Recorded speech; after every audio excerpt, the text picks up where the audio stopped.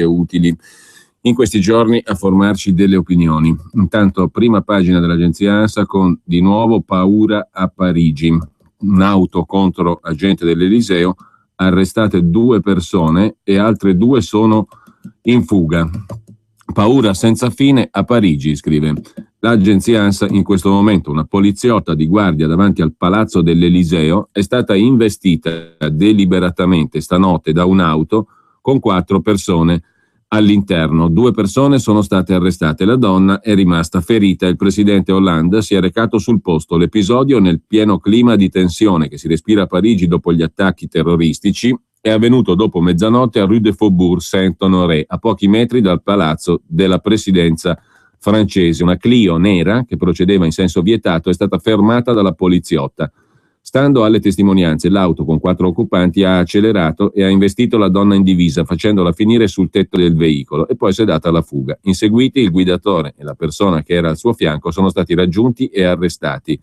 Gli altri 2 sono in fuga. La poliziotta è stata ricoverata in osservazione, ferita al polso, al ginocchio e alla schiena. L'ANSA però non dice nulla di più di questo circa chi ha compiuto il gesto, chi sono gli arrestati, e nessun altro dettaglio è fornito in questo momento. Rimanendo al primo piano dell'agenzia ANSA, che compie 70 anni e pubblica la prima notizia, quella del 15 gennaio del 1945, c'è poi il tema di Napolitano che lascia il Quirinale. Il premier Renzi dice: il successore a fine mese, stavolta non possiamo fallire. Nei rumors, nelle voci che circolano, Veltroni è in pole position. Così l'agenzia ANSA. Poi vedremo di capire, magari vediamo se sui siti del Corriere, di Repubblica e altri, in questo momento non riesco a consultarli io in diretta, c'è qualche notizia in più su quel che è accaduto a Parigi.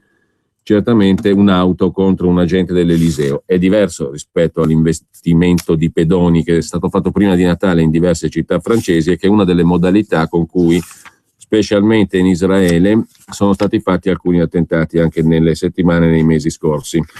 In Francia prima di Natale ricorderete che questa modalità di attacco con l'auto contro persone civili fu utilizzata in un paio di occasioni. Intanto però, brevissimamente, poi cerco di proporvi anche qualche riflessione sulla sicurezza in Italia e non solo. Intanto dicevo, a proposito di Presidente della Repubblica, facciamo una piccola parentesi perché merita una segnalazione l'articolo a pagina 3 de Il Giornale di oggi di Paolo Braccalini a proposito di cosa stabilisce la legge italiana per i presidenti emeriti della Repubblica. Non sono più semplicemente senatori a vita.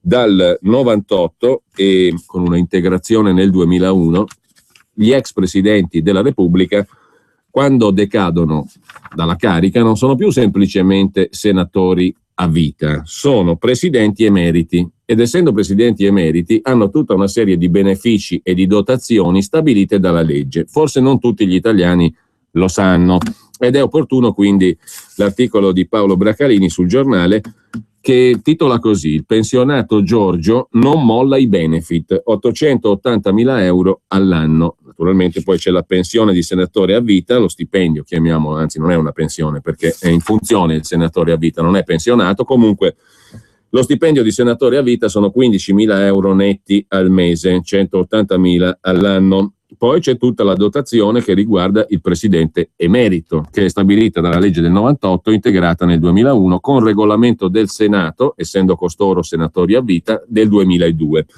La questione riguarda ad oggi Carlo Azeglio Ciampi e Giorgio Napolitano. Ciampi e Napolitano godono di questi privilegi, tra virgolette, peraltro stabiliti dalla legge. Il re rimane sempre il re, scrive il Giornale. I presidenti emeriti, come lo è diventato Giorgio Napolitano, hanno oltretutto anche un proprio stemma distintivo, un'insegna vera e propria, un rombo bianco su fondo rosso e verde che contiene la cifra d'onore della Presidenza della Repubblica. È il simbolo di uno status speciale, dietro soltanto al Presidente in carica e ai 2 Presidenti delle Camera e Senato, ma è lunga la lista dei benefici di cui godrà come Presidente emerito, insieme a Carlo Azeglio Ciampi, Giorgio Napolitano. Il tutto è codificato in 2 norme: un decreto della Presidenza del Consiglio del 98, sul trattamento degli ex presidenti della Repubblica, e poi un altro decreto del 2001 con l'introduzione del titolo di presidente emerito. Prima erano semplicemente senatori a vita gli ex presidenti della Repubblica. Poi ci sono anche specificazioni in quest'ultimo decreto del 2001 per quanto riguarda i voli di Stato. Chi ha inventato, per così dire, lo status di presidente emerito con tutti i relativi benefit? Lo ha inventato, tra virgolette, Francesco Cossiga. Non l'ha inventato lui, ma l'ha approvato il Parlamento, naturalmente. Da presidente emerito, Cossiga nel 2002 ha ottenuto l'adeguamento, cioè il raddoppio, del budget a disposizione del Senato per gli ex presidenti della Repubblica. Budget che è salito a 700.000 euro all'anno. Napolitano poi, come senatore a vita, ne mette in tasca 180.000 all'anno, per cui il totale, come titola il giornale, è di 880.000 euro all'anno. Insomma, come ex presidente della Repubblica, anzi presidente emerito, sia Carlo Azeglio Ciampi che il neo ex presidente, o meglio presidente emerito Napolitano, ciascuno dei due porta a casa 880.000 euro all'anno, 700.000 dei quali servono per la struttura relativa al presidente emerito. Sì, mi dicono dalla regia, il Corriere ne dà conto, però bisogna capire chi ha compiuto l'azione, chi è stato arrestato a Parigi. Stiamo parlando dell'auto contro un agente nei pressi dell'Eliseo, un'automobile contro un agente di polizia nei pressi dell'Eliseo, cioè della sede della Presidenza della Repubblica francese. Tornando alla Presidenza della Repubblica italiana, anzi agli ex presidenti, alla Presidenza emerita della Repubblica, sono due i presidenti emeriti regolati dalle nuove leggi dal 98 al 2001, e sono Carlo Azeglio Ciampi e adesso Giorgio Napolitano. La dotazione dei due presidenti emeriti per ciascuno è di 700.000 euro all'anno. Una delibera dell'ufficio di presidenza del Senato nel 2002, accogliendo le richieste di Cossiga in quel caso, ha trasformato gli ex presidenti in presidenti emeriti e il loro ufficio è diventato un piccolo Quirinale, con la possibilità di avvalersi di 8 dipendenti che possono arrivare fino a 16, stando sempre nel budget di 700.000 euro all'anno. C'è un capo ufficio del presidente emerito e sono tutti funzionari che possono essere richiamati dai ruoli dello Stato e degli enti locali, così come del Quirinale. Poi c'è anche un addetto alla persona e poi c'è un autista, compreso naturalmente di auto con telefono. Ci sono scorte a cui provvede il Ministero dell'Interno e poi segretari, consiglieri diplomatici, maggiordomi, guardarobieri, autisti. Siamo in pieno cerimoniale regale, scrive il giornale, e l'ufficio non può essere un normale ufficio. L'ufficio del presidente emerito è un appartamento di 100 metri quadri nel cinquecentesco Palazzo Giustiniani, dove hanno sede le sale di rappresentanza del Senato. Lì, per Giorgio Napolitano, Palazzo Chigi provvede a tutte le esigenze di comunicazione, che comprendono telefono satellitare, linee dirette riservate con il Ministero dell'Interno e connessioni fax, internet, satellite. Si arriva attorno alle 30 persone impiegate per il lavoro quotidiano del senatore presidente emerito Giorgio Napolitano tra ufficio e abitazione privata. E sempre grazie a Cossiga è previsto che al presidente emerito venga riservato uno scompartimento sui treni o l'uso di una carrozza di Stato, oltre all'uso di natanti e aeromobili di Stato. I presidenti emeriti, si stabilisce sempre nella delibera del Senato del 2002, vanno invitati alle più importanti manifestazioni pubbliche solenni e in particolare quando interviene il capo dello Stato. Ci sono gli onori militari da rendere ai presidenti emeriti sia a terra sia sui natanti. Il ministro della Difesa può adibire alla persona dell'ex presidente della Repubblica un ufficiale superiore delle forze armate nel caso gli manchi il personale. Ci sarebbe anche un assegno di fine mandato pari al 50% degli emolumenti annui, ma Napolitano sobriamente ha rinunciato, così come ha rinunciato al vitalizio. Gli resta dunque lo stipendio da senatore a vita, 15.000 euro netti al mese, 180.000 all'anno, che sommati al resto costituiscono l'emolumento, il quattrino liquido per una nuova prigione dorata per Napolitano dopo quella del Quirinale, scrive oggi il giornale. 880.000 euro all'anno costa il presidente emerito con tutti i benefit elencati. Questo per quanto riguarda la Presidenza della Repubblica. Per quanto riguarda invece la sicurezza, non abbiamo fatto in tempo stamani a leggere il resoconto con cui si apre la prima pagina del quotidiano Libero, firmato da Franco Bechis, che ieri ha fatto un esperimento. Vediamo quanto è sicuro Piazza San Pietro, alla cui sicurezza provvede il Ministero dell'Interno italiano e il Vaticano. Qui entrano in azione anche le gendarmerie vaticane. Ebbene, in Vaticano il giornalista di Libero, Franco Bechis, è entrato col coltello, per quanto di ceramica, affilatissimo naturalmente. Sicurezza colabrodo, sintetizza Libero in prima pagina. Malgrado la massima allerta per potenziali attentati islamici, il giornalista Franco Bechis è riuscito a entrare nella Basilica di San Pietro armato di una lama, di un coltello uguale a quello usato in diversi omicidi. Ai varchi di controllo nessun problema. E la racconta così lo stesso Bechis oggi in prima pagina su Libero. Sono entrato nella Basilica di San Pietro con un coltello da cucina, con una lama affilatissima in ceramica, simile a quella che nell'ultimo anno è stato utilizzato a Ragusa, Vibonati e Napoli in altrettanti omicidi e a Roma per un tentato omicidio. Il coltello ha passato i requisiti di sicurezza, i controlli di sicurezza verso le ore 18 di martedì 13 gennaio e non è stato rilevato dagli agenti di polizia che vigilavano sui 2 varchi aperti per gestire il flusso a quell'ora ridotto di turisti. Il coltello, con relativa fodera per non ferirsi, era all'interno della mia giacca, racconta Franco Bechis. L'ho tirato fuori e filmato in un video che è consultabile su liberoquotidiano.it, il sito internet, all'interno della basilica, cercando di farlo al riparo degli occhi dei turisti per non creare panico e inutile allarme. Certamente però la possibilità di introdurre così facilmente un coltello affilatissimo che potrebbe essere utilizzato come arma dal primo pazzo di turno non è rassicurante, scrive Bechis, come non è rassicurante il sistema dei controlli che è in atto a Piazza San Pietro a pochi giorni dalle stragi di Parigi, dalle minacce diffuse dallo Stato islamico che ipotizzava un prossimo attacco a San Pietro e dagli allarmi lanciati all'Italia sia dai servizi segreti di alcuni paesi arabi che da Israele su Roma e il Vaticano, nel mirino dei terroristi islamici. Quanto alla sicurezza, nella zona è gestita congiuntamente, come dicevamo, dal Ministero dell'Interno italiano che vigila su Piazza San Pietro, filtra gli accessi alla Basilica e controlla le strade limitrofe, e dalla Gendarmeria Vaticana, che ha un presidio in piazza, accanto al presepe, e controlla insieme alle guardie svizzere i varchi per accedere al minuscolo Stato del Vaticano. Un filmato andato in onda a Piazza Pulita sulla 7 aveva testimoniato che la gestione della sicurezza era parecchio grottesca e aveva scovato perfino 2 manichini travestiti da poliziotti italiani che avrebbero dovuto fungere da spaventapasseri per eventuali malintenzionati.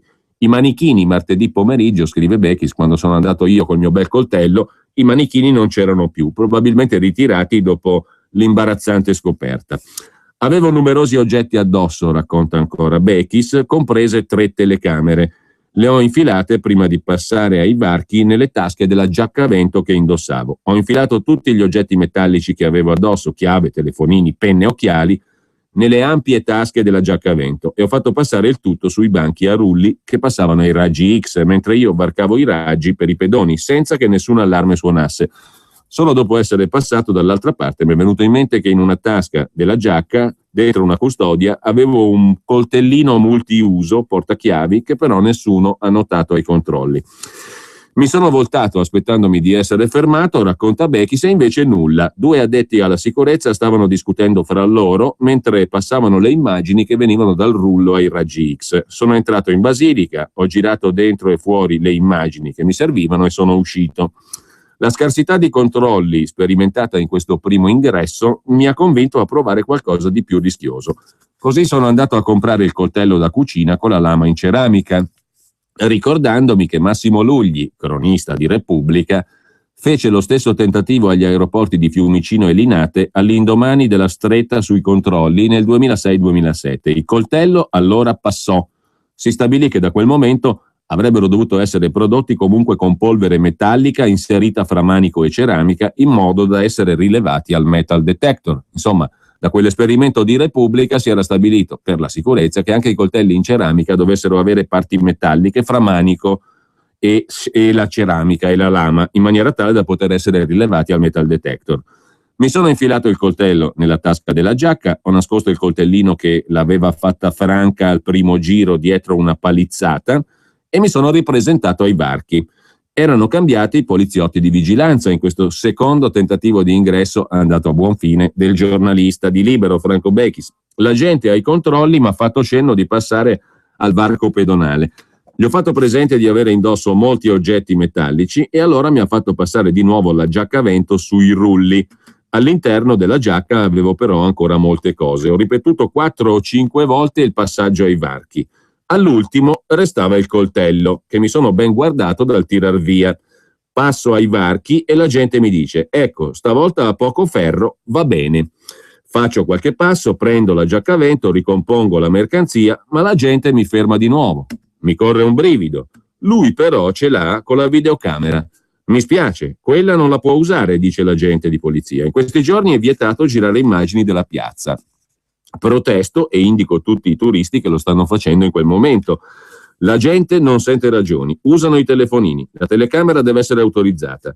Dico all'agente di polizia che avevo chiesto di salire sul Sagrato e filmare dall'altra parte della piazza a una guardia svizzera e che gentilmente la guardia svizzera mi aveva detto di entrare dai varchi di sicurezza e che poi potevo farlo. Ma poteva dirlo subito, mi replica il burbero agente. Allora aveva l'autorizzazione della guardia svizzera per la telecamera. Rispondo secco, sì, certo, quindi basta la parola, come diceva il vecchio slogan. E intanto mi incammino tenendo stretto il coltello da cucina verso la basilica. Il tutto è documentato in forma video sul sito di Libero, ma da Roma a Bologna, Basilica di San Petronio, dove c'è Maometto all'inferno, la musica non cambia molto, come testimonia un altro giornalista di Libero, Antonio Amorosi. Ci sono tante formule per acquistare un'auto, ma c'è un solo progetto valore Volkswagen. L'unica formula personalizzabile con 3 taglie di rata, small, medium o large. Così scegli se includere estensione della garanzia, manutenzione ordinaria o anche copertura assicurativa. Un esempio? Volkswagen Up con rata small da €109 al mese e dopo 3 anni puoi sostituirla, restituirla o rifinanziarla. E solo a gennaio TAN 0 e TAEG 287. Anticipo €1.800. Info su Volkswagen.it. Non riesco a immaginare la mia vita senza di lei. È il mio primo pensiero quando mi sveglio e l'ultimo quando vado a dormire. Ci ho messo anni per trovarla, ma è stato amore a prima vista. L'ho sistemata e ora fa che è una meraviglia. Uso regolarmente esso Supreme Diesel perché contribuisce a migliorare l'efficienza dei motori diesel e ridurne le emissioni. Lo consiglio a tutti quelli che entrano nella mia officina. Vero, Rita? Nuovo esso Supreme Diesel. Te lo consiglia Aldo. Provalo subito. Limitazioni e condizioni su carburanti.esso.it. Solo da Lidl, convenienza in formato XXL. Da oggi, olio per friggere in formato convenienza da 5 litri a soli €5,18 e bastoncini di merluzzo d'Alaska 900 grammi a €3,49. Lidl, anch'io. Tutta la scelta del mondo e adesso anche il tasso zero. Cosa vuoi di più? Passa da MediaWorld dal 15 al 28 gennaio e approfitta del tasso zero in 10 rate. Informazioni in negozio, messaggio pubblicitario, TAN e TAG 0%, salvo approvazione Findomestic. MediaWorld. Voglio il mondo. Per la tua pubblicità su Radio Padania Libera, chiama il numero 02 66 23 44 22. Bene, torniamo alla questione della sicurezza con, dicevo, l'altro esperimento fatto a Bologna, in questo caso da Antonio Amorosi, raccontato sempre oggi su Libero. All'interno di San Petronio, nella Basilica di San Petronio di Bologna, c'è un famoso affresco del 400 che raffigura Maometto all'inferno, scuoiato da un diavolo. Il dipinto di Giovanni da Modena, ispirato all'inferno di Dante, è già stato in passato oggetto di censure. Allora il giornalista di Libero, Antonio Amorosi, fa una visita alla Basilica. Non c'è polizia né dentro né fuori. L'ingresso è deserto, piazza Maggiore semivuota. L'accesso è libero, nessuno controlla niente, ma proprio niente. Il profeta Maometto è facilmente riconoscibile nell'affresco. Sotto la raffigurazione c'è scritto Mahomet. La guida che coordina la visita non ne parla e lo sottolineano anche 2 turisti. Si ascolta l'audioguida ma non si sente niente. Nella teca informativa non c'è alcuna informazione. Per non offendere, dice un addetto della Basilica. Per anni, dopo l'11 settembre, c'è stata almeno una camionetta di sorveglianza fuori. Hanno sentito dai telegiornali, anche gli addetti alla Basilica di San Petronio, che ci saranno più controlli. A questo punto, racconta Amorosi, mi faccio riconoscere come giornalista e il tono cambia. In passato c'era il metal detector per le borse, adesso siamo tranquilli, non c'è più nulla. Torna anche il giornalista, anche Amorosi, torna la mattina seguente, stesso andazzo. A questo punto chiamo il comando di polizia, chiedo informazioni sulla sicurezza della Basilica di San Petronio. La richiamiamo, rispondono. Rivisito San Petronio, richiamo ancora la polizia, la richiamiamo, replicano di nuovo. Arriva una gazzella, richiamo la polizia. Ufficiosamente i servizi sono stati potenziati, è la risposta che riceve il cronista dalla polizia. Ma per ulteriori dettagli la richiamiamo. Evidentemente non l'ha richiamato più perché Amorosi non ne dà conto. È notizia di cronaca che nell'ottobre scorso, ricorda il giornalista di Libero, la Basilica è stata al centro di un attentato jihadista sventato dai servizi segreti marocchini, ma tra pericoli reali e autocensure tutto prosegue nell'indifferenza, racconta il giornalista di Libero. A proposito di indagini e sicurezza, stamani abbiamo citato l'articolo di Marco Mensurati su Repubblica che ci raccontava di Hamedi Koulibaly, l'assaltatore del supermercato kosher di Parigi, 4 i morti ebrei. 2 fascicoli su di lui erano disponibili per le autorità di pubblica sicurezza francesi ed erano alti ciascuno mezzo metro. Pensate che curriculum aveva questo soggetto. 2 fascicoli da 50 centimetri l'uno di altezza, il primo dell'anticrimine, l'altro dell'antiterrorismo, e la polizia sapeva in teoria tutto di questo soggetto, il quale in pratica ha dato vita all'azione sua e all'azione anche dei 2 fratelli Kouachi. Era lui un po' il perno, secondo gli inquirenti adesso, dell'azione terroristica duplice di Parigi. E tra l'altro in questo gruppo, tra virgolette, perché ci sono anche persone senza virgolette, perché ci sono anche persone ricercate e non conosciute ad oggi, coesistevano appartenenti a gruppi diversi, Al-Qaeda e lo Stato Islamico. La scelta originaria dell'obiettivo da colpire, Charlie Hebdo, l'avrebbe presa nel 2011 personalmente Al-Awlaki, un imam erede di Bin Laden, leader di Al-Qaeda nella penisola araba. Sarebbe stato lui, prima di essere ucciso dai droni americani nel 2011, a indicare ai 2 fratelli Said e Sherif Kouachi la redazione di Charlie Hebdo.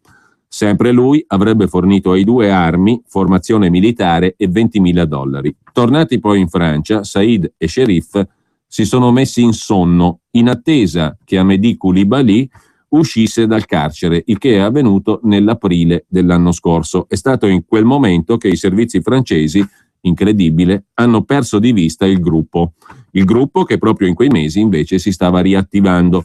Koulibaly si è messo in contatto con un belga per acquistare armi Kalashnikov provenienti dalla Bosnia. Ha distribuito i compiti all'interno del gruppo, del quale fanno parte sua moglie, un uomo che l'ha accompagnata, la moglie, in Siria alla vigilia della strage, e almeno un altro paio di elementi di supporto, uno dei quali è stato identificato ieri, troppo tardi, dalla polizia francese. Troppo tardi perché anche lui, come gli altri, era già fuggito in Siria. Tra le armi da ordinare, acquistare e stoccare, il piano dell'attacco da mettere a punto, tutti gli uomini di supporto strategico da spedire in Siria prima dell'attacco a Parigi, il lavoro di Hamedi Koulibaly deve essere stato molto frenetico in quei giorni. Tuttavia nessuno, nonostante l'esistenza di 2 dossier su di lui alti mezzo metro, nessuno tra quelli che avrebbero dovuto controllarlo si è accorto di nulla. Questo per quanto riguarda Parigi. Per quanto riguarda poi l'Italia, Repubblica di oggi, con Giuliano Foschini e Fabio Tonacci, racconta la storia di alcuni imam erranti che reclutano adepti in Italia. L'ultima volta, per esempio, che ha messo piede questo tizio nel 2013 in Italia, parlava ai musulmani con accento italo-americano quasi comico. Se non fosse stato per la barba lunga e per la tunica, costui poteva passare per un insegnante di inglese in trasferta.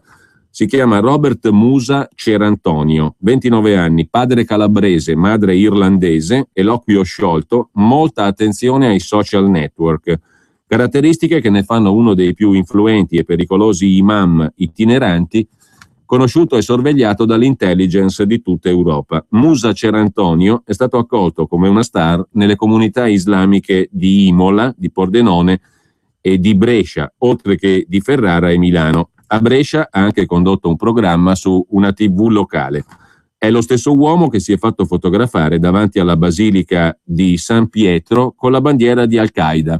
Lo stesso uomo che ultimamente fa conferenze e sermoni con alle spalle il vessillo nero dello Stato islamico, sollecitando i partecipanti a unirsi ai terroristi. Perché facendo torto alla storia antica dei predicatori erranti, costoro non cercano discepoli, ma combattenti. È di queste figure che oggi si fa forte il califfato islamico di Abu Bakr al-Baghdadi. In Italia gli investigatori dell'antiterrorismo hanno un elenco di almeno 12 nomi di indottrinatori senza fissa moschea, transitati soprattutto nel nord dell'Italia e venuti qui in contatto con centinaia, migliaia di musulmani. Nella lista, tra gli altri, figurano, oltre all'italo-australiano Robert Musa Cerantonio, l'americano con origini arabe Musa Jibril Ahmad e il gruppo dei bosniaci Hussein Bilal Bosnic, Muhammad Fadil Porsha, Nusret Imamovic, Safet Kuduzovic e Bakir Halimi. Il più influente sembra essere proprio questo Musa Cerantonio. Sul suo profilo Facebook ha postato la foto davanti a San Pietro e l'immagine è rimbalzata sui siti seguiti dai jihadisti. Il commento non lascia molto spazio alla fantasia.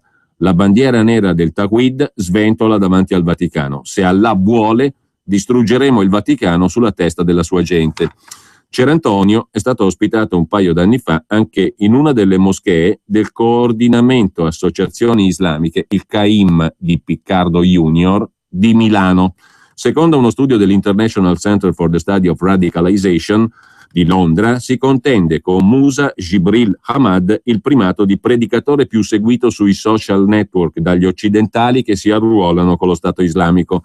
Postano commenti agli attentati, immagini di martirio, filmati integrali dei loro sermoni. Per popolarità, la pagina Facebook di Cerantonio è la terza più vista, mentre il profilo Twitter di Jibril Ahmad, di cui non risultano però passaggi documentati in Italia, è seguito dall'80% dei jihadisti europei. Cerantonio, dopo aver sostenuto di essere andato in Siria per proteggere il califfo al-Baghdadi, è stato arrestato il 10 luglio 2014 nelle Filippine. In carcere è finito in Kosovo, nell'agosto dell'anno scorso, anche l'imam estremista wahhabita Hussein Bilal Bosnic, dopo che aveva scorrazzato per tutto il nord-est d'Italia, invitato a Pordenone, Cremona, Bergamo, Belluno. È stato determinante, dicono i carabinieri dell'antiterrorismo del ROS, nel processo di radicalizzazione di Ismar Mesinovic, l'imbianchino bellunese, che lo scorso anno ha lasciato la moglie cubana ed è partito col figlioletto di 3 anni per la Siria, dove è morto lasciando il bambino nelle mani dello Stato islamico. Bosnic, al centro di varie inchieste, in un'intervista proprio al quotidiano La Repubblica, a proposito della decapitazione dell'ostaggio inglese James Foley, disse testuale: «Era una spia, uccidere in alcuni casi è giusto, noi prenderemo il Vaticano». Pare aver avuto un ruolo anche nel lavaggio del cervello di Fatima, cioè Maria Giulia Sergio, l'unica donna italiana nell'elenco delle 53 persone segnalate dal Viminale come foreign fighter, cioè partiti dall'Italia, andati a combattere là e o là o tornati.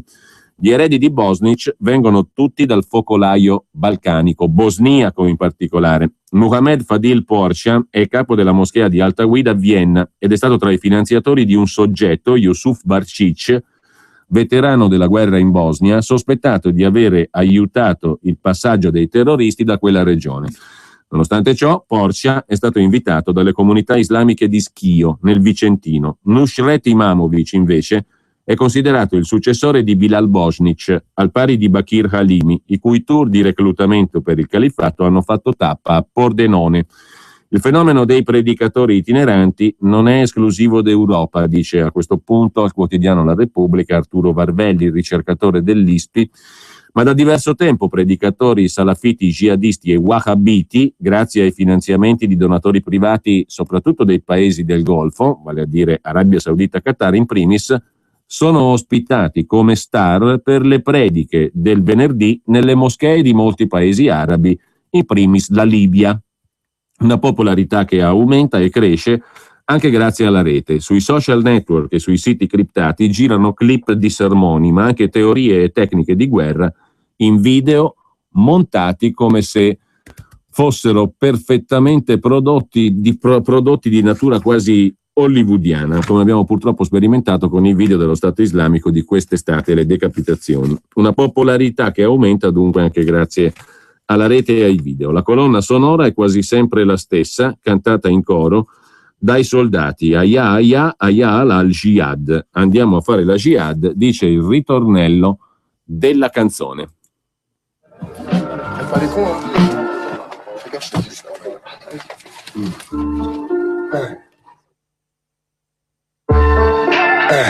On est encore là, yeah.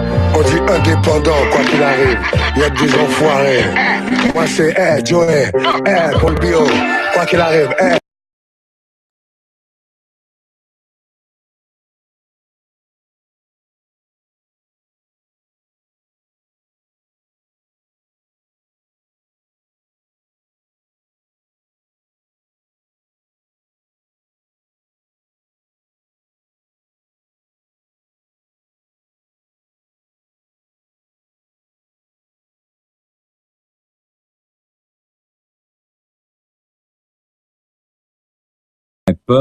È un rapper, uno dei due fratelli, era un rapper, uno dei due fratelli Kouachi, gli attentatori di Charlie Hebdo. È un rapper, o lo è stato, così ha ricostruito la biografia, il boia britannico John, quello che sgozzava gli americani nei video diffusi quest'estate, e la musica rap ha sempre più spesso contenuto islamico presso coloro che la diffondono e che ne sono interpreti, diciamo così, a beneficio, tra virgolette, dei giovani delle banlieue, dei diseredati, di coloro che si riconoscono nella causa islamica. Insomma, lo stretto legame tra il rap e il jihad era al centro dell'articolo scritto ieri da Stefano Pistolini, critico musicale, su Il Foglio. E è tutto un fiorire. Se fate una piccola ricerca anche casuale su internet ne trovate moltissimo di materiale, soprattutto in Francia e Stati Uniti e Londra e Gran Bretagna, di rapper che sono o londinesi a volte o appunto francesi che si convertono all'Islam, anche alcune donne, come nel caso di Diam, una rapper francese che si è convertita all'Islam e che è stata intervistata da un canale televisivo. L'intervista, ne propongo solo un passaggio, ma se cercate Diam trovate documentazione, l'intervista risale al settembre del 2012, 2 anni e mezzo fa circa, e ha fatto discutere in Francia. Ma comunque il legame tra musica rap e diffusione dell'ideologia jihadista era al centro di questo articolo molto interessante scritto ieri sul Foglio, ma soprattutto ne trovate traccia di questo stretto legame tra jihad, islamismo, Allah e rap, e conversioni anche, su internet, su YouTube. Fate una piccola ricerca, una prova, e troverete parecchia roba. Pousser la tête et j'ai envie de dire aux gens merci de m'aimer, mais je le mérite pas, je suis nulle et j'y arrive pas et je suis muette et les larmes parlent pour moi. Le néant. Moi, j'ai le sentiment d'avoir connu cet état de néant. Ce qu'on appellera plus tard dans mon livre la dépression. Et c'est Cendrillon, hein, mon histoire. Hein. Voilà, sauf qu'en fait, la chose que les gens ne savaient pas, c'est que moi, je rentrais chez moi, j'étais une fille en haillons. J'arrivais pas à être Cendrillon chez moi. E tout d'un coup, passer d'une tournée mondiale a une petite chambre. Questa è l'intervista fatta da RTL il 27 settembre 2012 in Francia, una rete francese, a Diam, una rapper francese che si è convertita all'Islam. Per quanto riguarda invece l'Italia, di nuovo, c'è l'articolo di Fiorenza Sarzanini oggi sul Corriere della Sera, come abbiamo citato in rassegna stampa, che dà conto di quello che ha detto un miliziano islamico pentito, un tunisino, Gelassi Riyad, reclutato per diventare jihadista. Nel 2010 invece parla ai carabinieri del ROS e la sua confessione porta a sgominare una cellula in Puglia, ricostruendo legami con altri gruppi a Roma, Milano, Francia e Belgio. Le confessioni di quest'uomo, Gelassi Riyad, tunisino appunto, sono servite agli inquirenti per sgominare questa cellula, ma secondo gli ultimi controlli 5 combattenti inseriti nella lista dei 53 e facenti capo a ciò che ha raccontato questo tunisino sarebbero rientrati in Italia, e su questo sono già state attivate nuove verifiche. Le carte processuali svelano strategie e obiettivi di alcuni dei fondamentalisti. Il pentito tunisino Gelassi Riyad dichiara: i gruppi da 4 o da 6 persone hanno un legame con altri, ma non si incontrano così 12 o 20 in un appartamento. Si incontrano in moschea, tanti, Di solito c'è un capo che comanda 4 o 5 gruppi, un capo spirituale. I reclutatori, a differenza dei militanti, annotano i carabinieri che hanno condotto questa indagine, i reclutatori, a differenza dei militanti per così dire addetti a compiti più strettamente operativi, non hanno estrazione povera o di emarginazione sociale. Al contrario, provengono da contesti socio-familiari agiati e elitari, hanno un'ottima cultura universitaria, spesso esperienze belliche significative. Sono questi reclutatori a scandire le giornate dei soldati che devono prepararsi per il jihad. Lo fanno nei call center che pullulano nelle nostre città o nelle moschee, dove i seguaci passano ore di fronte ai video. Si va da Al-Qaeda Training a Allah Akbar, da l'amante del jihad a Taliba Mujahedin, tutti video con immagini originali dei combattimenti. Jelassi Riyad, il tunisino che ha parlato con i carabinieri del ROS, spiega che le guide insistono nello spiegarti e nel parlare della morte, che diventa un trauma, un'ossessione, ti fanno diventare la vita un inferno, non c'è via d'uscita che la morte. Chokri Zawi, anche lui pentito, parla esplicitamente di lavaggio del cervello e dice: ho detto al mio avvocato, adesso tu sai tutto, sai la situazione, però ti garantisco una cosa, impara l'arabo, ti mando 2 settimane in mezzo a loro e fammi vedere se non sei convinto di uccidere i tuoi compaesani. Durante l'addestramento nei paesi europei nei quali vivono, generalmente in maniera regolare, con un permesso e un lavoro, imparano anche dove e come colpire. Le indagini hanno accertato che il bersaglio civile viene privilegiato dai terroristi di estrazione islamica rispetto a quello militare e lo scopo di seminare il terrore nella popolazione assume un rilievo primario, superiore perfino agli effetti materiali dell'azione militar terroristica in senso stretto. Per farlo consultano i numerosi siti gestiti da gruppi fondamentalisti da cui estrapolano documenti anche audio-video che hanno per oggetto le istruzioni per la costruzione di ordigni esplosivi, per l'utilizzo di armi, per l'impiego di tecniche di sabotaggio e di incursione militare. Quando sono pronti, vengono mandati all'estero per l'addestramento finale. Racconta ancora il tunisino Rihad. Quando uno lascia il lavoro, lascia la casa e lascia tutto. È un gesto di essere molto disponibili. Oppure quando uno abbandona la fidanzata e poi ritira tutti i suoi soldi dalla banca, è chiaro che questa persona ha intenzione di andare nella terra per l'addestramento.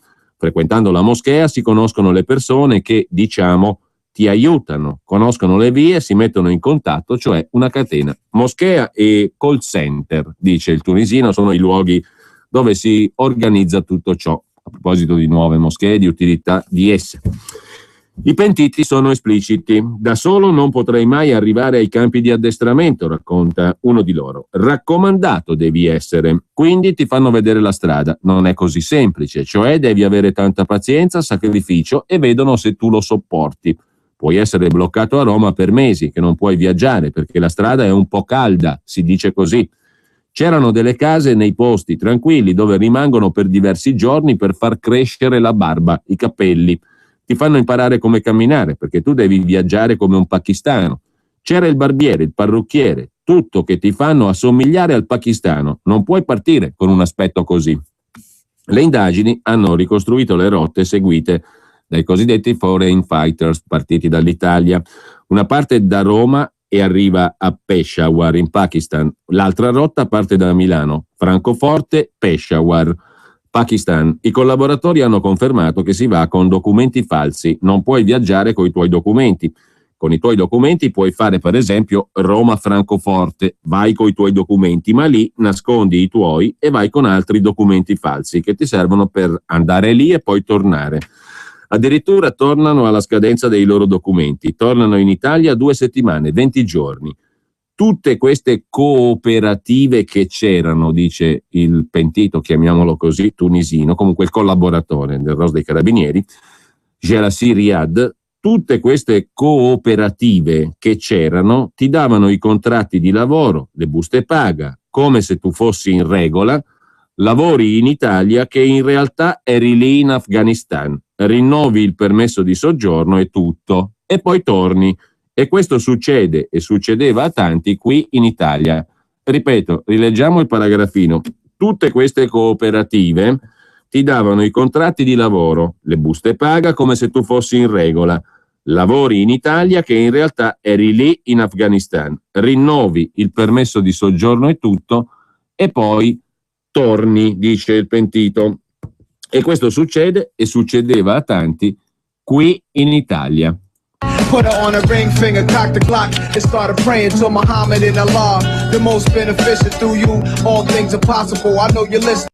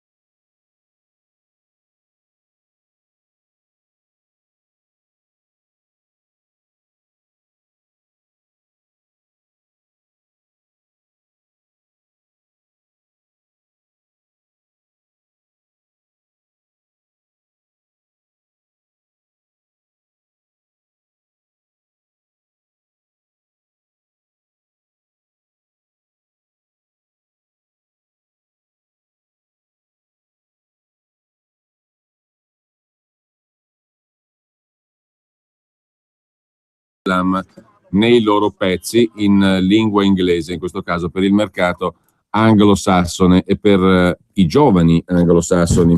Era molto interessante, recuperatevelo il pezzo di ieri su rap e jihad e la diffusione attraverso questo canale musicale del rap di un senso anche di appartenenza, di identità, di lotta poi alla fine vera e propria, di contrapposizione all'Occidente che ti ospita.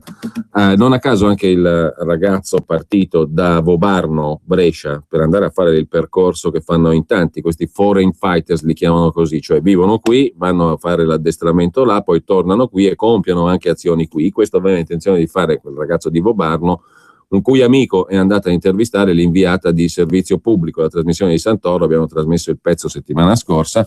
Entrambi erano rapper, sia il giovane che è stato poi fermato dalle autorità italiane prima di compiere un attentato qui in Lombardia, sia il suo amico che è a piede libero, inquisito, è stato perquisito e inquisito a piede libero, ma comunque entrambi sono rapper. C'è un nesso fra questo tipo di musica, qualcuno magari non la definisce neanche musica, però insomma fra questa forma di espressione musicale e l'Islam e il jihad.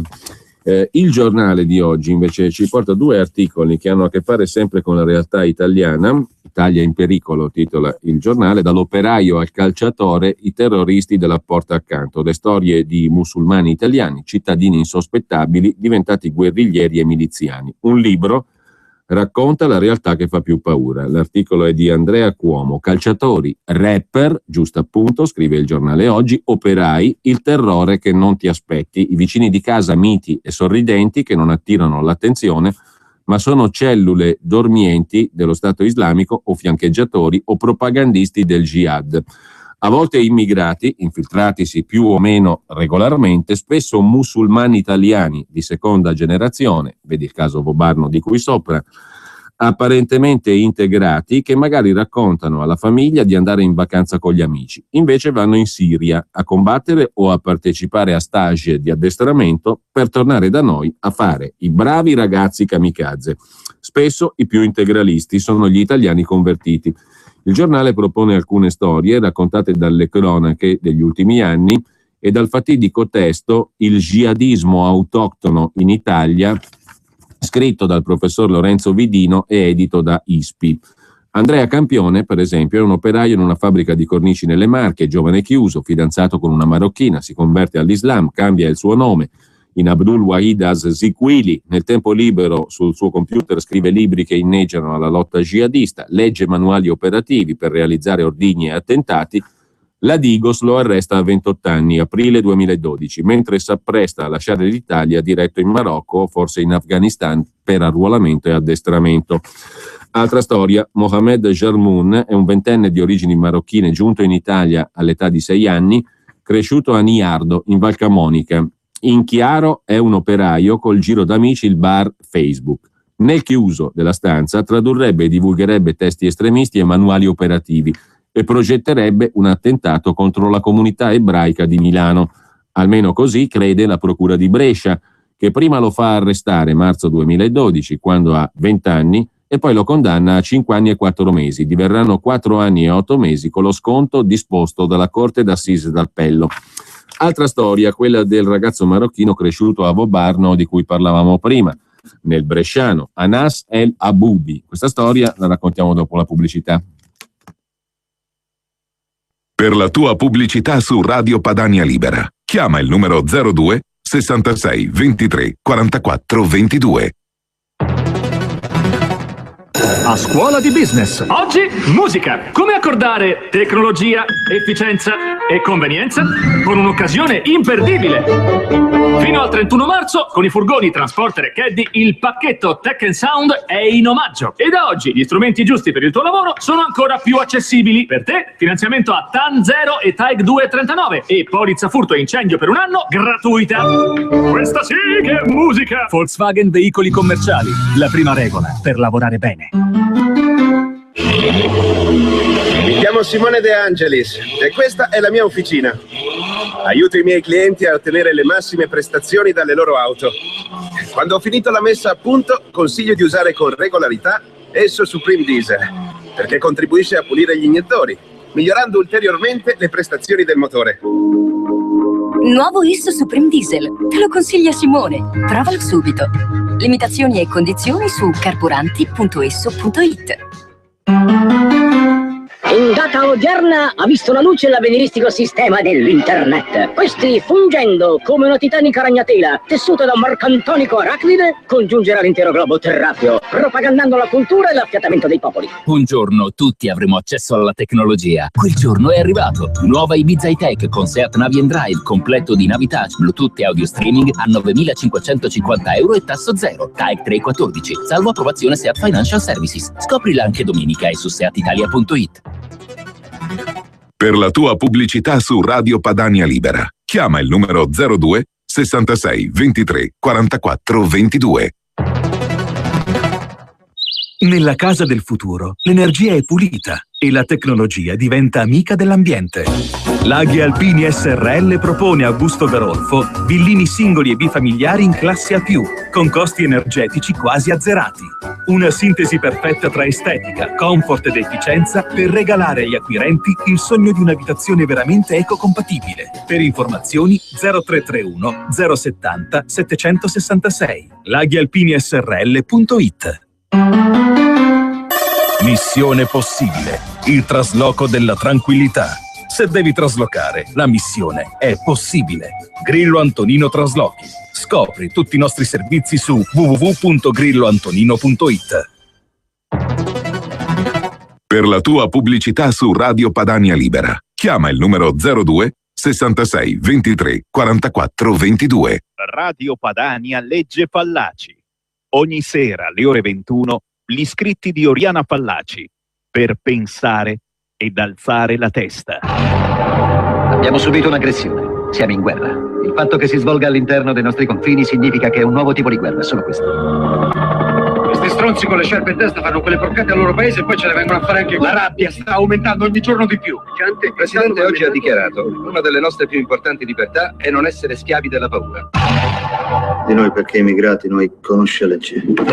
Violate la legge. Con quale accusa preferite essere arrestati? Droga, rapimento, prostituzione? Scegliete pure. Venite in questo paese, vi approfittate del sistema e poiché siamo tolleranti pensate che siamo deboli e indifesi.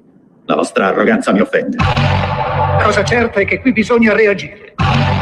Pensate di poter fare questo a me? Vi ritroverete tutti a giocare a basket nella prigione quando avrò finito con voi! A cucire le scarpe 23 ore sotto chiave! Sono onnipotente in questo posto! Io vi muro tutti vivi, ma con chi cazzo credete di avere a che fare? Io comando qui! Voi ci vivete e basta! Sto per distruggere questo quartiere! King Kong non è un cazzo in confronto a me!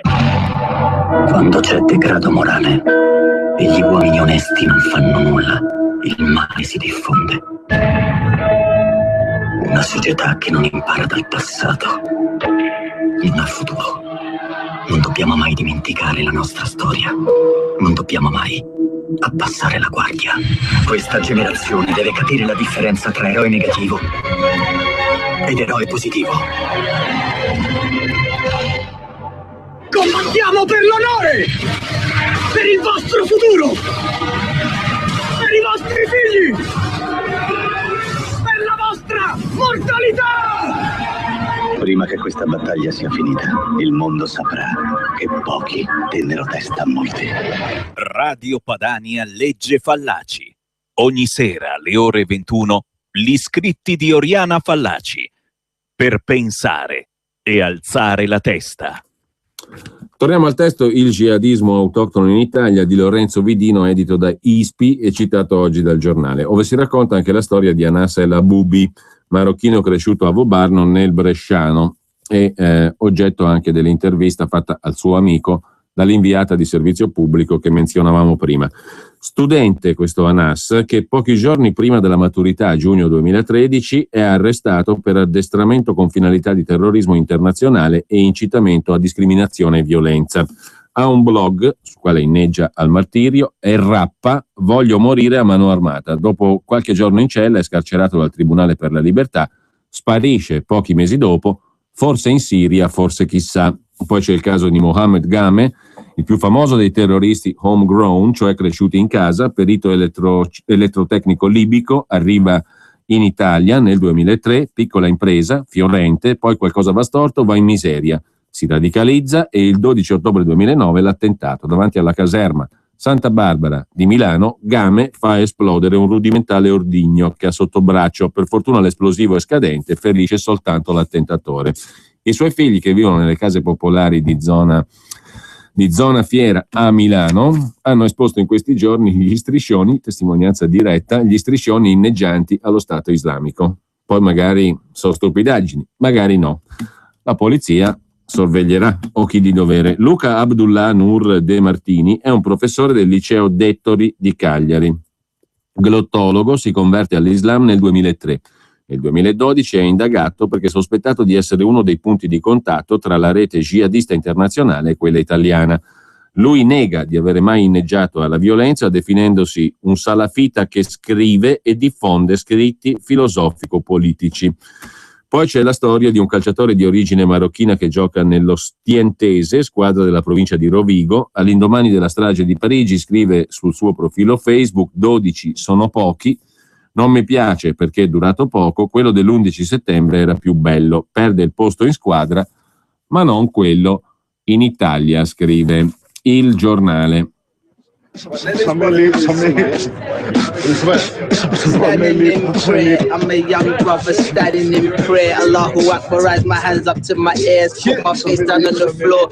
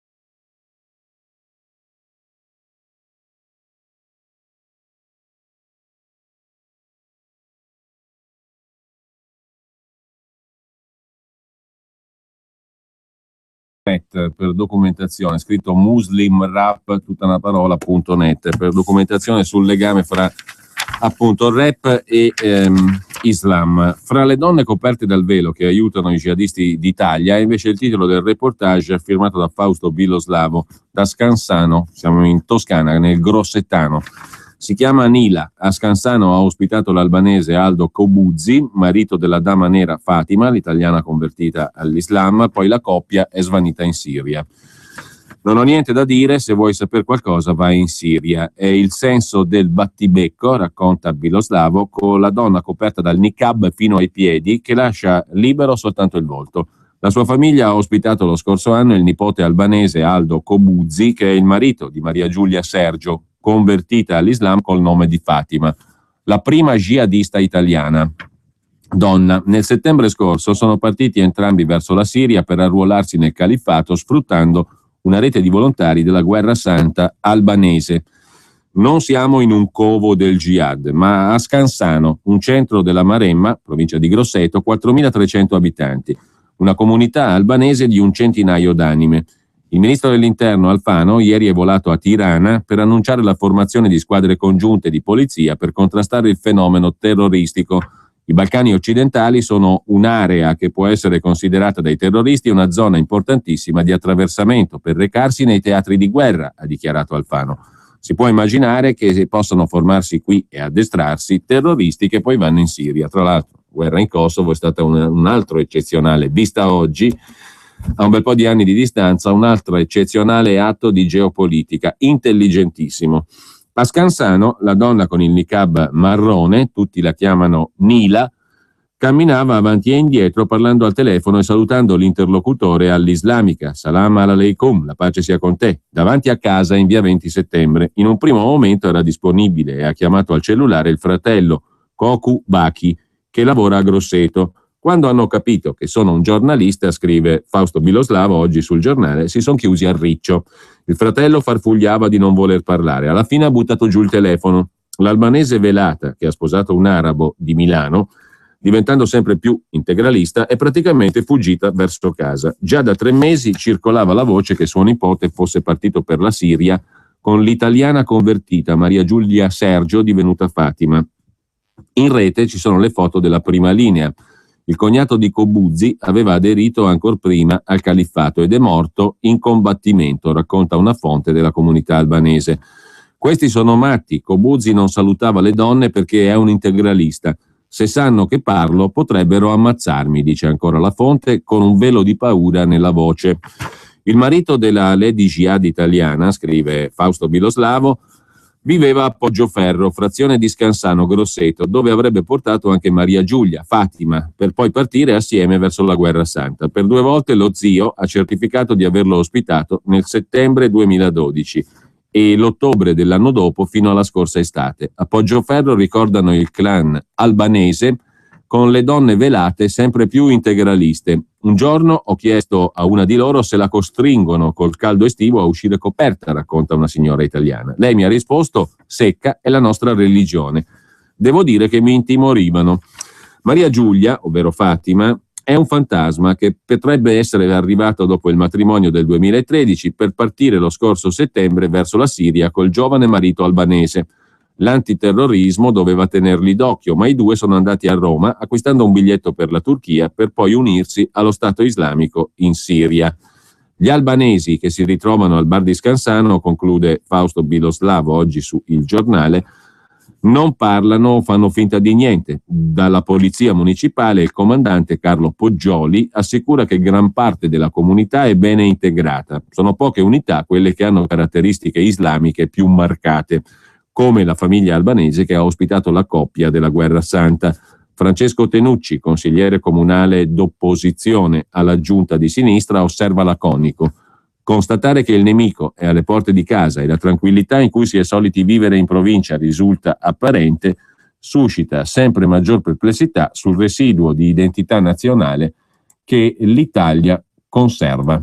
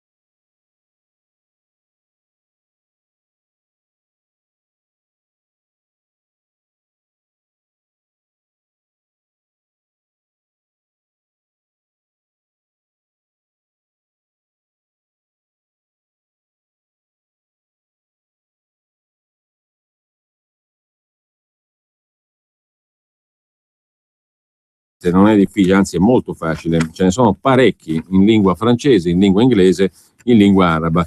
Botte da orbi in difesa della pace, invece titola Italia Oggi, raccontando di quello che è successo fra il Veneto e l'Emilia Romagna per il caso di Charlie Hebdo. Charlie Hebdo ha investito l'università di Modena Reggio Emilia, un'unica università con facoltà e sedi però nelle due città. La querelle, lo racconta oggi Giorgio Ponziano, ha fatto sorgere comitati pro e contro e sta provocando un piccolo terremoto. Su fronti opposti ci sono un docente che con parole veementi vuole che l'università sia in prima linea nella condanna dei fatti di Parigi, facendo proprio il grido d'allarme che a suo tempo lanciò contro il radicalismo islamico Oriana Fallaci, e il rettore che non ha dubbi sulla condanna ma rivendica moderazione negli accenti e quindi bacchetta il docente ritenuto troppo impulsivo. Il tema è caldo, il bisticcio infiamma gli animi, c'è chi dà ragione al professore e chi al rettore. Che ha fatto Nicola Barbieri, docente di storia della pedagogia e militante del PD? Ha scritto una lettera aperta ai suoi studenti per invitarli a reagire.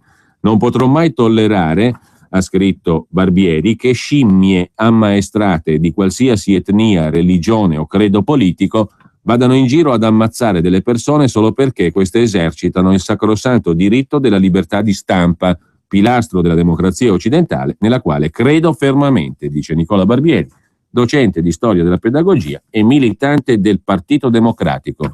Queste scimmie e i loro mandanti, scrive ancora Barbieri, devono sapere che io non ho certamente paura di loro e farò di tutto perché anche altri capiscano che in questi frangenti non si deve avere paura, si deve reagire.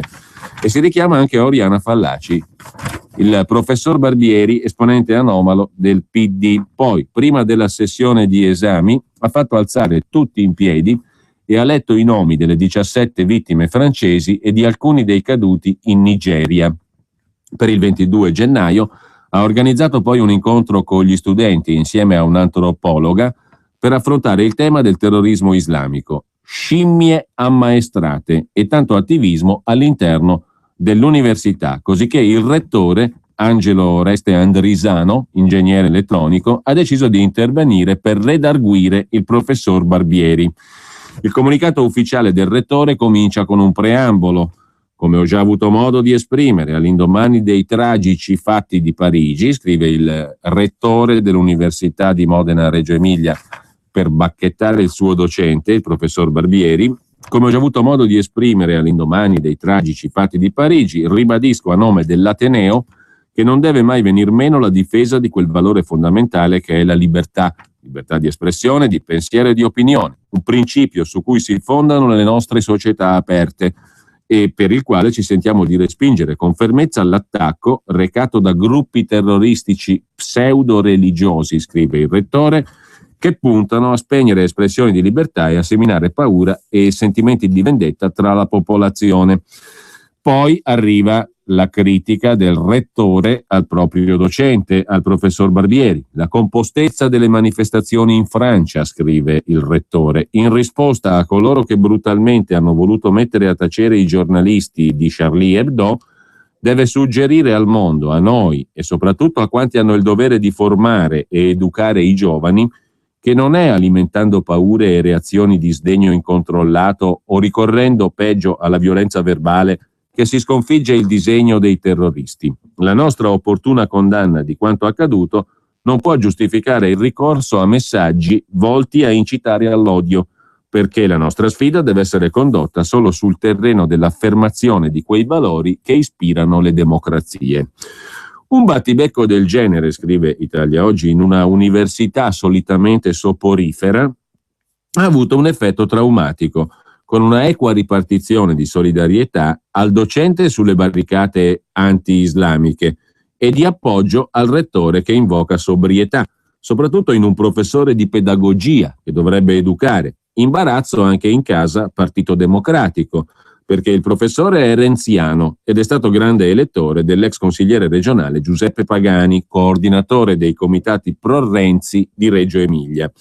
Se il professor Barbieri ha letto i nomi delle vittime prima degli esami, il rettore dell'Università di Modena Reggio ha disposto un minuto di silenzio in tutta l'università. Ma il docente non arretra, anzi sostiene che ciò che fa dovrebbe essere portato ad esempio. Visto che questa gente si propone di fomentare la paura in noi occidentali, dice il professor Barbieri, io li avviso che non ho paura, perciò mi preparo a reagire col pensiero ma anche con l'azione. Ho fatto il servizio militare con gli alpini e in caso di necessità mi comporterò senza timori, proprio come queste persone non si aspettano. Servono soluzioni più energiche, dice il professor Barbieri. Il mio non è un atteggiamento di sfida. Non siamo noi occidentali che andiamo a fare gli imperialisti. Sono loro che ci sparano per le vignette, che sgozzano innocenti. Basta con la paura e la condiscendenza, dice all'Università di Modena Reggio Emilia il professor Nicola Barbieri, che è anche un militante del PD. Insomma, siamo in guerra, dobbiamo combattere, dice Barbieri. Sarà compito dell'università? No, dice il rettore. Non bisogna chiamare alle armi. Al contrario, l'università deve difendere gli ideali di libertà e tolleranza. Questo a Reggio Emilia, Modena, all'università. Ma anche nel Veneto, nelle scuole però pre-universitarie, ci sono acque agitate a causa di una circolare inviata dall'assessore regionale all'istruzione Donazzan a tutti i dirigenti scolastici, nella quale si chiede che nelle aule venga affrontato il tema del terrorismo di matrice islamica. È un'esigenza necessaria alla condanna collettiva da parte del mondo della scuola, anche alla luce della presenza di tanti alunni stranieri nelle nostre scuole e dei loro genitori nelle nostre comunità. Soprattutto a loro dobbiamo rivolgere il messaggio di richiesta di condanna di questi atti, perché se hanno deciso di venire a vivere in Europa, Italia, Veneto, devono sapere che sono accolti in una comunità dove ci sono principi e valori, regole e considerazioni a cui devono adeguarsi, dice l'assessore regionale all'istruzione del Veneto Donazzan. Frase incriminata della circolare: se non si può dire che non tutti gli islamici sono terroristi, è evidente che tutti i terroristi sono islamici e che molta violenza viene giustificata nel nome di un'appartenenza religiosa e culturale ben precisa. Associazioni studentesche e partiti d'opposizione in regione sono insorti per questa circolare dell'assessore regionale all'istruzione in Veneto Donazzan. Scaramucce italiane, scrive Italia Oggi, su un evento terribile. Ma anche il Foglio dedica la sua prima pagina oggi con 3 articoli alla questione della libertà e della zona grigia in cui rischia di finire la libertà, tra Francia e Italia in particolar modo. Sono 3 gli articoli, dicevamo. Il primo è quello di Giulio Meotti, si occupa di Francia, a processo l'attor comico Dieudonné. La Francia scopre che la sua libertà ha anche un volto repressivo. L'accusa nei confronti del comico francese è quella di apologia di terrorismo. Così le autorità francesi lo hanno arrestato e rinviato a giudizio nel tribunale penale di prima istanza. Dieudonné è il comico più famoso di Francia. Nella settimana in cui tutto il paese si è stretto attorno a Charlie Hebdo, Parigi si è svegliata con l'arresto di un rappresentante del mondo dello spettacolo. Per dirla con Nathalie Rothschild, direttrice del magazine libertario Spiked, se consentiamo alle autorità francesi di mettere un prezzo alle parole di Dieudonné, non c'è modo di sapere quali opinioni saranno sanzionate in futuro. Questo troublion politique, come ama definirsi Dieudonné in un neologismo intraducibile, sta facendo emergere il carattere intollerante e repressivo anche della liberté francese. Domenica sera, dopo la marcia di Parigi a cui aveva preso parte, Dieudonné aveva scritto su Facebook di sentirsi Charlie Koulibaly, unendo il nome del giornale satirico colpito a quello di uno dei terroristi, Amédi Koulibaly, che invece ha colpito il supermercato ebraico. Mi si considera come Koulibaly, mentre non sono diverso da Charlie, scriveva Dieudonné, celebre anche per battute anti-ebraiche di pessimo gusto. Da parte sua il ministro dell'interno francese, Bernard Cazeneuve, ha definito indegno il messaggio di Dieudonné e si riserva il diritto di procedere contro di lui. C'è chi ha ironizzato che tanta solerzia Parigi non l'ha ancora mostrata neanche coi predicatori e gli imam dell'odio islamista. Paul-François Pauli, nel libro Per finire con l'ideologia antirazzista, sostiene che l'antirazzismo che mette sotto accusa Dieudonné, partendo da principi nobili come la lotta contro i pregiudizi etnici, è diventato un'ortodossia ben pensante che sterilizza il pensiero e minaccia la libertà di espressione. A denunciare il doppio peso francese sull'ideatore della quenelle, quel gesto nazista sostanzialmente, e anche, cioè Dieudonné che l'ha inventato, e anche l'editorialista del Financial Times Christopher Caldwell, che fa risalire il problema alla legge Gaissot del 1990, prende il nome da un deputato comunista, sul negazionismo della Shoah. Questa, che poteva sembrare una misura ragionevole che riduce i diritti di pochi malevoli svitati, si è rivelata una legge problematica. Secondo Christopher Caldwell, questa norma liberticida francese rischia di trasformare Dieudonné in un martire della libertà di parola. Questo è l'articolo di Giulio Meotti dalla Francia. C'è un secondo articolo di Paola Peduzzi in prima pagina sul Foglio, con la questione della rivendicazione delle stragi a Parigi da parte di Al-Qaeda in Yemen, gli attentatori, i ricercati, insomma quello che abbiamo già puntualizzato. E infine si passa all'Italia con l'articolo di Cristina Giudici sulla generazione dei cosiddetti foreign fighter italiani tra moschee e proselitismo web. Sono giovani nati e cresciuti in Italia, integrati o meno, che creano nuovi centri islamici alle periferie delle città italiane, votati al verbo salafita, progettano la fuga nel califfato e per ora sognano la guerra islamista alla democrazia occidentale. Sono italiani convertiti, sono magrebini, sono siriani, sono balcanici. Non cambia mai il cast per la fotografia che ritrae gli integralisti italiani. Nell'allerta per il terrorismo nel vecchio continente europeo, la Procura di Roma ha deciso di ufficializzare ciò che si sapeva da mesi, cioè l'iscrizione nel registro degli indagati di 10 musulmani di seconda generazione in Italia inseriti in una rete jihadista.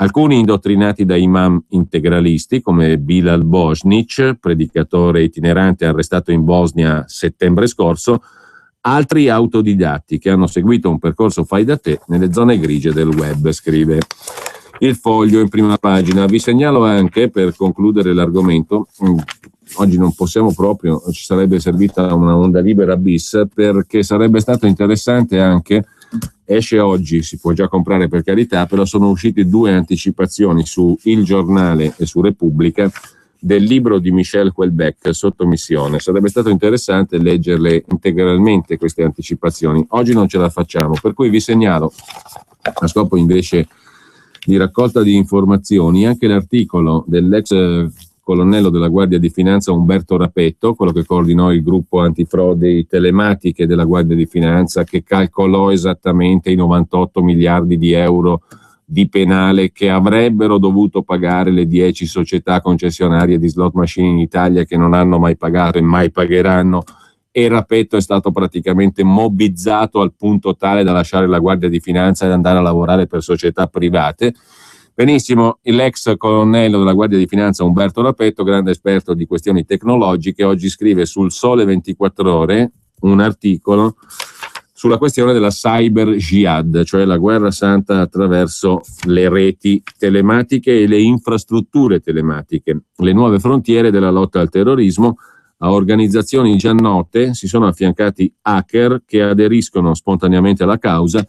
A rischio i settori dell'energia, delle telecomunicazioni, dei trasporti, della finanza e della sanità. Le infrastrutture, non solo quelle telematiche, nel mirino della cyber jihad. Pubblico e privato, scrive l'ex colonnello Rapetto, devono sbrigarsi a condividere ogni informazione disponibile per la cyber security americana. Potrebbe essere questo il telegrafico obiettivo che Obama ritiene indifferibile. L'intervento del presidente americano ad Arlington, al National Cyber Security and Communication Integration Center, è stato chiaro. Il contrastato Cyber Intelligence Sharing Protection Act, manzonianamente, sa da fare la legge.